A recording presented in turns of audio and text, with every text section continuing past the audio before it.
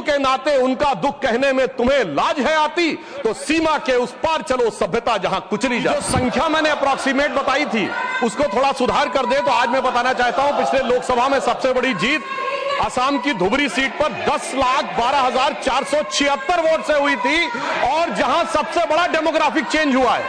परंतु इस सुधार के साथ मैं कुछ निखार या विकार भी बताना चाहता हूं। मैं बताना चाहता हूं पिछला लोकसभा चुनाव एकमात्र चुनाव था भारत के इतिहास का जहां बांग्लादेश के अखबार में इनकी पार्टी के एक बड़े नेता ने, डेली स्टार अखबार का नाम है, जिसमें आर्टिकल लिखा जिसका नाम था मोदी हैज टू गो।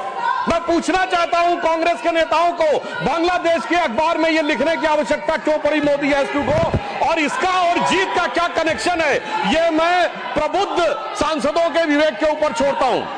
अगर किसी समूह ने, धार्मिक समूह या मजहबी समूह की जनसंख्या बढ़ी है और दूसरे ने नियंत्रित किया है, सर वहां पर तो नहीं चर्चा होनी चाहिए, सिर्फ ज्योग्राफी पे होनी चाहिए, सोसाइटी पे नहीं होनी चाहिए। और मैं ईमानदारी से कहना चाहता हूं यदि विचारे जनसंख्या नियंत्रण का कानून लाने का समर्थन करिए, तो मुझे लगता है इस विषय के ऊपर ईमानदारी से काम करने का प्रयास करना। लाशों पर पग धरकर आजादी भारत में आई, वो अब तक है खाना बदोश, गम की काली आंधी छाई। हिंदू के नाते उनका दुख कहने में तुम्हें लाज है आती, तो सीमा के उस पार चलो सभ्यता जहां कुचली जाती।